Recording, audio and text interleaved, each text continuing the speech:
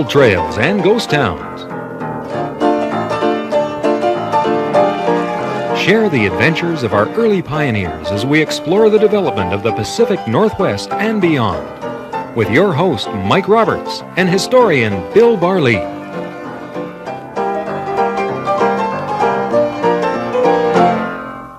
Welcome to Gold Trails and Ghost Towns. Mike Roberts and Bill Barley with you for the next half hour as we talk about some of the stories of British Columbia. And usually we go to, some gold mine or some ghost town or something. But today we're going to fly the flag here today.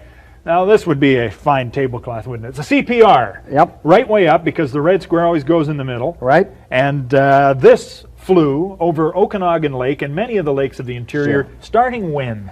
Okanagan Lake, Kootenay Lake, the Arrow Lakes, so on. Yeah. And the C.P.R. actually was, the lakes were the highways. Before there were any railways in the country, in certain parts of the country, they couldn't go in. Yep. Slocan Lake was a typical example, Okanagan Lake in many instances as well. So they used those water highways to carry freight, to carry passengers, and really to counter the Great Northern Railway, making some intrusions into British Columbia as well. Now the Great Northern, how close was it getting about 1900? Because is that about when the C.P.R. started its work? Yeah, that's about the time that James J. Hill, the empire builder of the Great Northern, looked at British Columbia as an avenue of great wealth for him as well as for his line. And the C.P.R. was aware of this under Van Horn, and decided to counter with lake boats down those major lakes to blunt the thrust of the Great Northern Railway. Now, some places, when we did our stories in past years about the Sternwheelers on Kootenay Lakes, there were actual Great Northern steamers on there, and they had races and stuff. Sure. But the Great Northern never got onto the Okanagan. No, it didn't. It was a little too late for the Okanagan. The C.P.R. beat them to it. There's not much doubt about that. But other people have beaten the C.P.R. to it. I mean, old Captain Shorts, who was really a legend on Lake Okanagan, he rode the lake in a big kind of a rather long boat that he managed to row by himself for 3 years. He rode the lake. And you mean he just with 2 long sweeps? Manual power. And what did he carry? Did he carry everything in this boat? He carried everything in that boat, Mike. He would carry all sorts of merchandise. He would carry liquor. He would carry lumber. He would carry anything. Made $6,000 in 3 years. Banked $6,000. That was a lot of money. And did so well that he decided to launch into a stern-wheeler, or steam wheeler. He was wrong, and he said if our foresight was as good as our hindsight, we'd raise hell, wouldn't we? and went broke in a grand way. Was he philosophical about going broke? Or? Yeah, he was. He eventually went to the Yukon, disappears up there, tried to make his fortune up there, did not make his fortune, returned to die in the Yale area at about 84 years old. So there was a vigorous freighting business on the Okanagan, even if it was just one guy sweeping on oars, before the C.P.R. came on here. Oh yeah, sure there were. A bunch of entrepreneurs were out there trying to make a living, and some doing quite well, like Shorts. And remember, there were only 5 major towns, and the C.P.R. serviced these. I'll mention a few of the ships after. Vernon, of course, which wasn't right on Okanagan Lake, but still was connected to Okanagan Lake through Okanagan Landing. And then Kelowna was a major town at the center of the of Okanagan Lake, which is about 70 miles long. Then Summerland, which we call Lower Summerland today. Some people call it Trout Creek. Was it right down there? Yeah, or was it a little north actually of a little north of Trout Trout Creek. Okay. The old pilings are north of Trout Creek itself. And then you went down to Penticton, which was at the foot of the lake, and that was orchard land and owned by individuals like Tom Ellis. And then away down the valley, still connected because a lot of the supplies for Fairview, which was still going at the turn of the century, kind of limping along, Mike. But so those are the 5 major towns in the Okanagan. And the C.P.R. launched a number of undertakings on Okanagan Lake.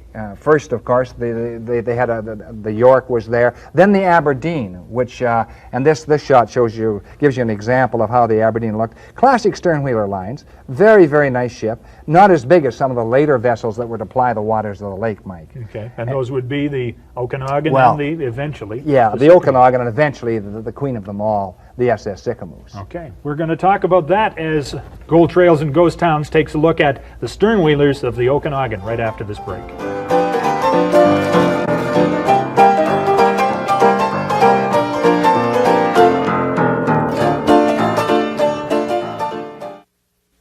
Welcome back. We're talking about the Sternwheelers of Okanagan Lake. Well, they were all C.P.R. Sternwheelers, and we've got a few to go through.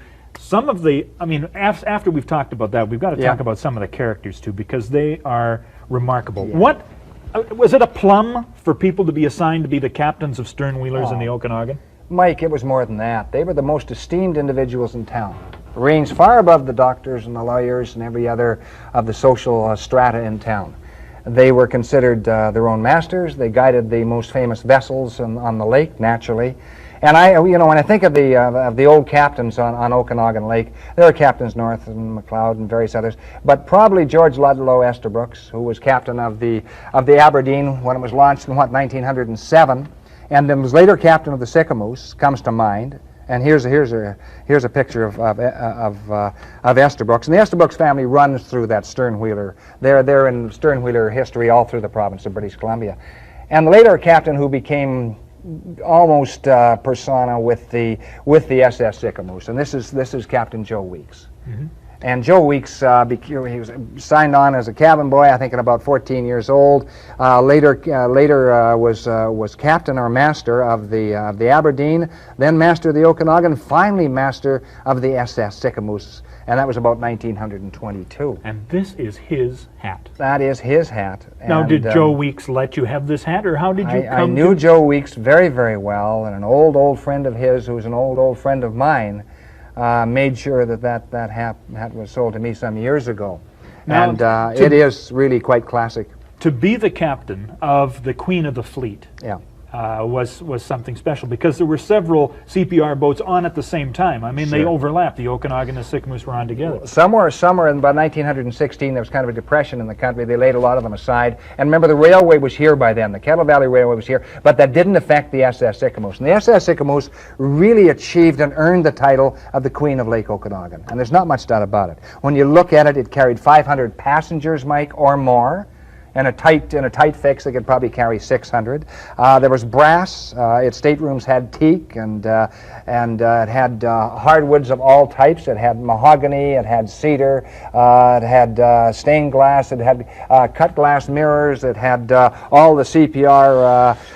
China. Look at this. This is a beautiful piece. Where is this particular hotel? Well, actually, that was an old hotel at the end of Bernard Avenue, which was standing when I was a kid. Yeah. And that's the old Lakeview, owned by a very famous gambler out of the Kootenai country, a guy called Jim Bowes. And Jim Bowes used to receive the passengers and give them a very, very, I think, very good meal and very good lodging for a reasonable price, probably $1.50. Along with the china came the silverware. Sure. And anybody who ate in the main salon, I guess, got this kind of treatment. That was superb treatment. Everybody talks about how spectacular the service was in the restaurant. Yeah, I think those people who traveled on the sternwheelers, whether it was the Minto or the Moye or the SS Sycamoose or the Aberdeen, they really never forgot it. It was a unique experience. You were traveling alone, essentially, with everyone else on board that ship. You were gliding up a lake, usually in good weather, usually in the daytime. So you saw the Okanagan at its pristine best. You know, the waters were blue, and there was no pollution, and there were very few people around. A couple of small towns on the shores, and you'd stop at various places along the route. You'd stop at what we call Lower Summerland. You'd stop at Peachland, stop at Wilson's Landing, Okanagan Landing, Kelowna, and all the rest. And a very leisurely pace of life. Tough times, though, Mike. Hard scrabble times, you know. Some of the people were launching orchards. There were ranchers doing relatively well in good years, not so well in other years. I read some great stories that during the heyday of the Okanagan, the big boom between 1910 and 1914, they were selling land everywhere, and you had to elbow your way past the land agents that were aboard these sternwheelers. Yeah. They were the chief population, perhaps. Yeah, well, and that story goes on to say that, you know, the speculators or land dealers who were promoting the Okanagan didn't have much difficulty. Guys like Robinson, of course, who promoted land in Summerland and then across in Naramata and various other parts of the Okanagan, had not much difficulty promoting the Okanagan. Good climate, leisurely pace of life. So the only problem, you never had to face a problem. You never had to try and keep a straight face while trying to sell property in the Okanagan. No, it wasn't difficult. It wasn't a tough row to hoe. So all of these people are aboard these sternwheelers. Yeah. Did they drop in at all of these landings every day, or was there some kind of signal? Did a person put up a bonfire or a flag? Or no, there was a set route, Mike, and sometimes in the more remote areas they would have a certain signal. Sometimes they put up a bonfire, sometimes they put up a white flag, and so on. That varied with the Okanagan Lake or Arrow Lakes and Kootenai Lake. Those are the major three. But people were serviced. They were serviced extremely well. They would nudge into shore to pick up 10 boxes of apples. Well, that's why the boat, I guess, was designed, the ship, sorry, was designed the way it was, because it did have to beach regularly. Yeah. And the stern wheel actually was what allowed it to do that, because it created a new water level when it wanted to get offshore. Sure, and they could back out easily. And it was an ideal boat, really, an ideal boat, and didn't draw much water, as you well know.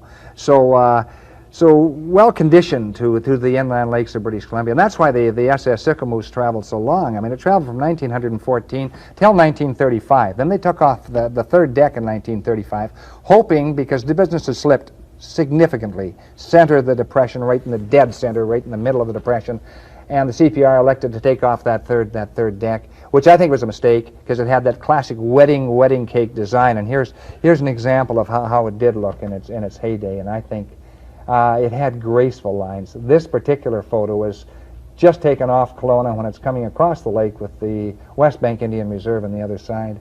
And it shows the classic lines of, and really there's no other stern wheeler that compares with it, with the exception of the Nasukan maybe. And that was the old ship that came out of Nelson. It was a sister ship essentially, both of them just over 200 feet long, and really quite remarkable. Yeah. Now, these, in addition to being the land agents and the other characters who would be on board these things, it strikes me that we had a gentry in the Okanagan who would travel, who came here and tried to turn this into their little piece of civilization. Oh yeah, sure. And one name always comes to mind. That's Captain Dunwaters. And Captain Dunwaters now was a unique and singular character, Mike. Really quite unusual, even for the Okanagan that was covered with remittance men. And Captain Dunwaters had made his fortune as the publisher of the Scotsman, and the Scotsman was one of the major paper, I believe, in Edinburgh. And he'd sold out for a spectacular amount of money and decided, for some reason, to settle in the Okanagan and establish his own estate. And a vast estate it was, thousands of acres. He called it Fintry. And that was across the lake from Kelowna and up slightly. That is the fan, the delta of one of the rivers, and it's to this day beckons people. Oh, it's a marvelous piece of property. What did he do there?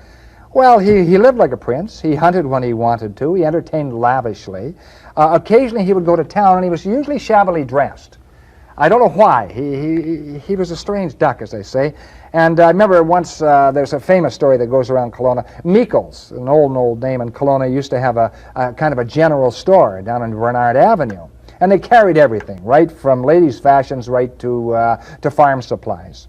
And they had a number of new clerks that would turn over occasionally. And old Dunwaters came into Meikles one day, and he waited around for 10 minutes, and then he waited around for 15 minutes and 20 minutes. And finally, the junior of junior clerks came. Nobody recognized him and said, "Yes, can I help you?" He said sniffily. And Dunwaters said, "Yes, yes, you can." "Well, what would you like?" And he said, "I'd like some barbed wire." Well, he said, "How many feet would you like?" Dunwaters paused for a moment and said, "I'll start out with 2 boxcar loads." He was going to fence the entire 1,000 acres. Well, that must have caused the young clerk to suck wind there. Yes, he became quite well known. And a classic maneuver he pulled off in Vancouver, unlike Dunwaters, who wasn't really mean-spirited. He was really quite a decent man. But he was carrying on in a hotel in Vancouver, and I can't remember the name of it, but one of the, maybe it was the Balmoral, I'm not sure, but it was one of the old hotels in Vancouver, in early Vancouver. And he was mixing it up with some pretty tough characters. And they were raising a bit of hell in the hotel and getting very disorderly. And the bartender, who acted as bouncer as well, a huge man, warned Dunwaters 3 or 4 times that if he didn't behave himself, he'd throw him out. And Dunwaters ignored him completely, of course, which was Dunwaters' way.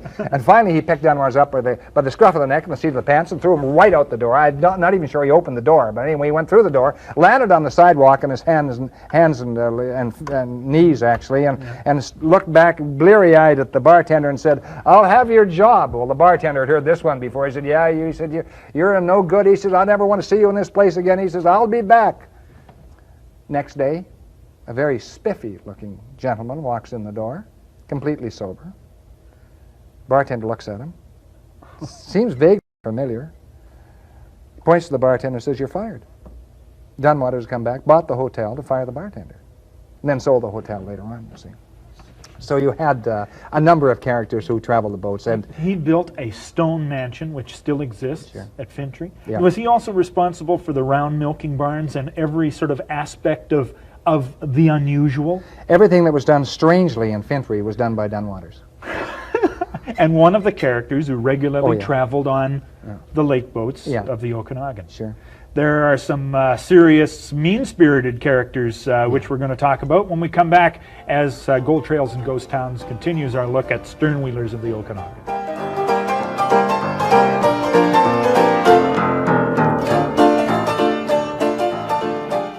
Welcome back to Gold Trails and Ghost Towns. Mike Roberts and Bill Barley talking about the Sternwheelers of the Okanagan and some of the characters who were passengers there aboard. Some people were passengers aboard and they not necessarily wanted to be.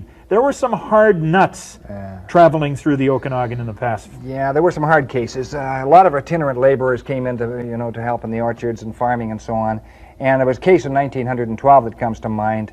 And in 1912, Okanagan Mission was a small outport of Kelowna, essentially.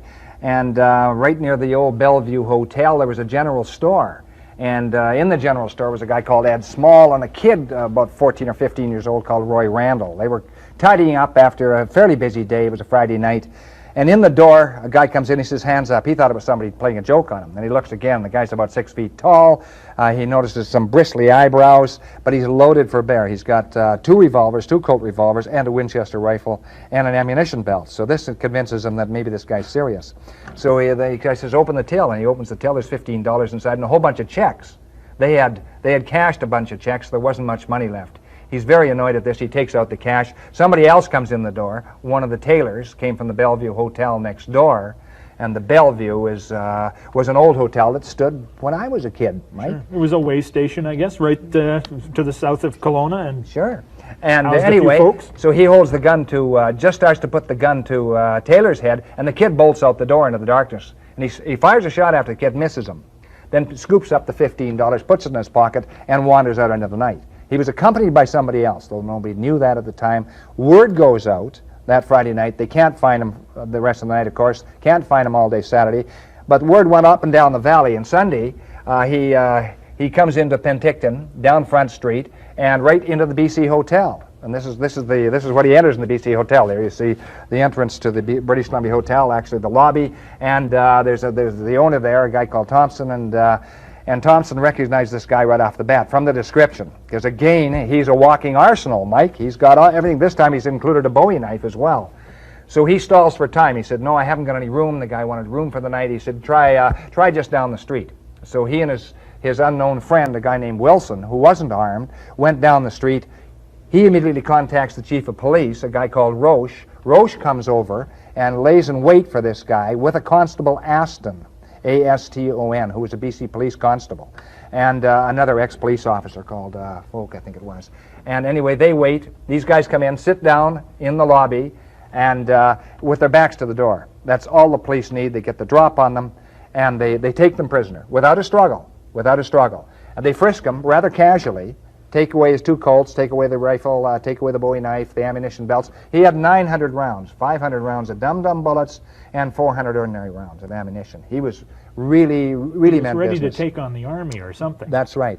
But the SS Okanagan left for Kelowna early in the early hours of the morning.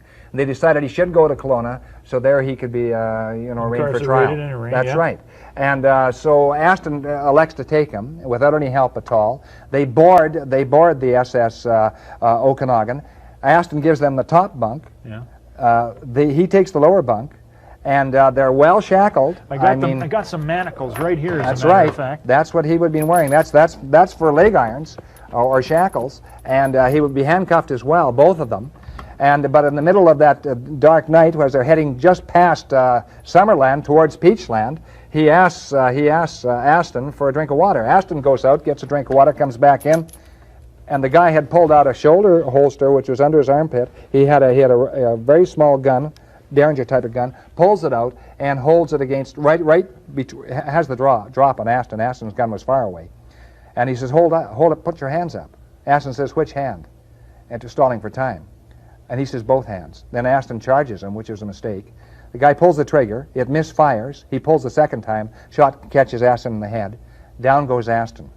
He jumps out of the bunk and finds the keys, unlocks his leg irons, unlocks his handcuffs, does the same for Wilson, and they both just walk off the boat very casually, armed, by the way, at Peachland. And the purser noticed them, and the purser looks, and he said, I don't think they had any tickets for Peachland. Didn't think much about it. They started off for Kelowna, or Gellatley, and then Kelowna. And a woman comes down and said, my daughter heard a very sharp retort in one of the cabins, one of the staterooms. So they go and they get suspicious. They go down and check where Constable Aston was, can't get in, get a pass key, come in, Aston is on the floor, he's dying. They take him to Kelowna, and Doctors Boyce and Dr. Knox were unable to effect any successful operation. He dies. Now, this individual who gave his name as James, Walter James, is now wanted for robbery and murder. And the word is out.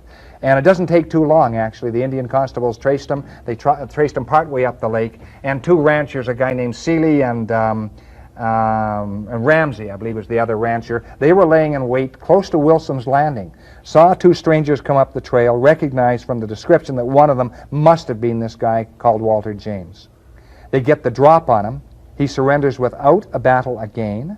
They take him down to the wharf, and they wait for the SS Okanagan, which hoves into sight. They put him on the Okanagan with 3 guards, and they tie him to the main post.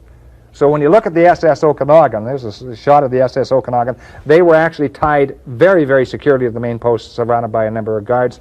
Word gets across to Kelowna, and the crowd is there to meet them. And but nobody takes a picture. He's then transported to, well, they take a picture, but nobody has a picture. Yeah. He's transported to Kamloops.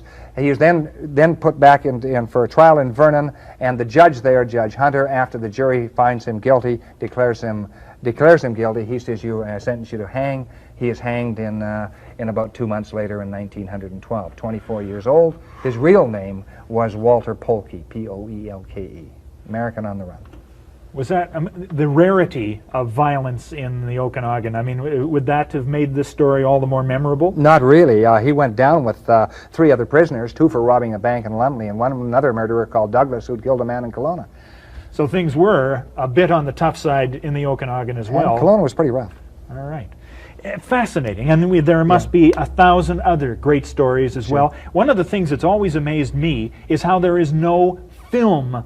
You know, because 16 millimeter film was shot around 1930s when the Sycamoose was around, but nobody seems to have any film of the boats on the Okanagan. I'm amazed. No, I thought the Stocks family would. I don't think they have. I don't think any of the families that I know, the old-time families, have that film. Gosh, it would be great to find some, wouldn't it? Instead of the black and whites, but it's glorious to have those. Thank you very much. You're welcome. A look at the Sternwheelers of the Okanagan. There were several of them, of course, but we've taken a bit of a look at the Sycamoose and the Okanagan, the Aberdeen today, as we take a look as Gold Trails and Ghost Towns continues at the history of southern British Columbia. We'll see you next time. Bye-bye.